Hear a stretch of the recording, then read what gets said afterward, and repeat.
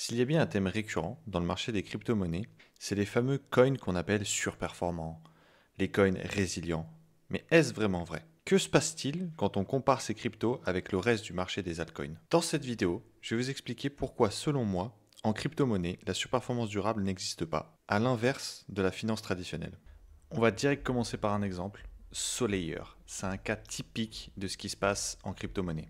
Une surperformance que personne n'explique, une décorrélation totale avec le reste des actifs, des questionnements des particuliers qui se demandent pourquoi est-ce que cet actif performe alors que le reste du marché se casse la gueule, des youtubeurs qui se font littéralement harceler dans les commentaires pour qu'on en parle. Du coup, ces mêmes youtubeurs nous bombardent de vidéos en nous expliquant que Solayer est la nouvelle pépite, que ça va aller à 150, qu'on va tous devenir riches grâce à cet altcoin. Résultat des courses, clap de fin, on se prend une distribution au top avec pour première journée un moins 15% et en deuxième journée un bon moins 48% qui signe la mort totale du jeton.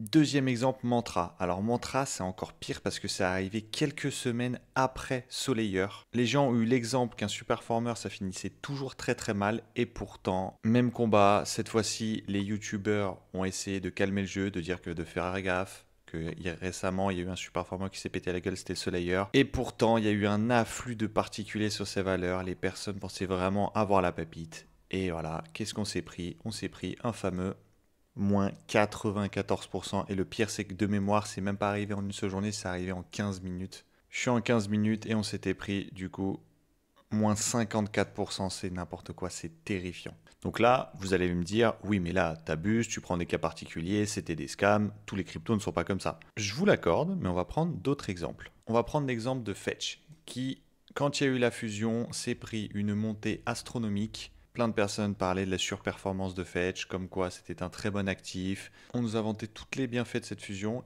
et pourtant, comme le reste, ça a subi une fin de hype, une distribution et une descente au même titre que tous les autres altcoins.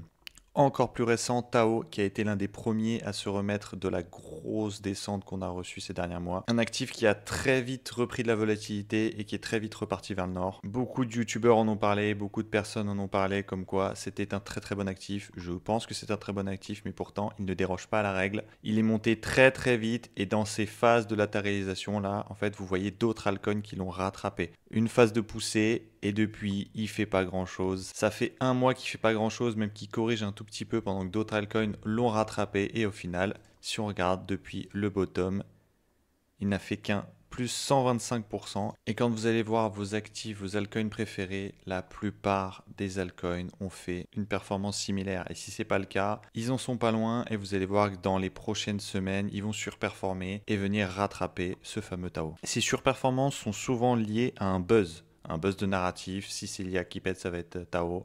Si c'est la dépine, ça va être Under.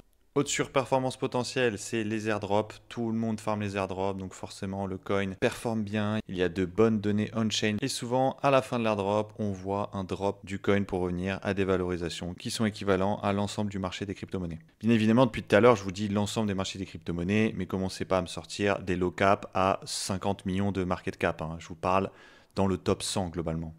En fait, ce qu'il faut comprendre, c'est que le marché des crypto-monnaies est très différent du marché traditionnel. C'est un marché de spéculation pure. Une action qui va surperformer, qui va être dans un trend haussier et qui va être dans un bon momentum a plus de chances de monter.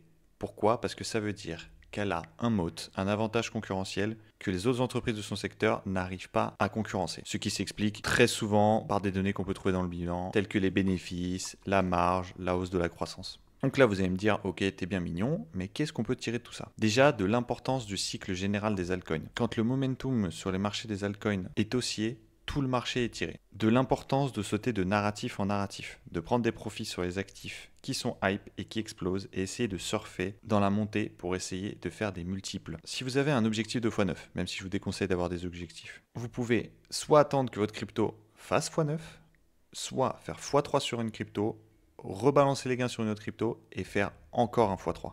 Il faut éviter de se faire entraîner par la hype et le FOMO. Vous n'avez pas loupé le code de l'année. De toute façon, si vous en avez entendu parler, il ne fera pas x100. C'est déjà trop tard. Donc, essayez de jouer plusieurs narratifs en même temps et de naviguer entre comme je vous l'ai expliqué.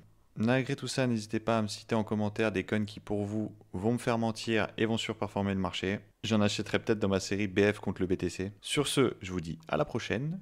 Tchuss!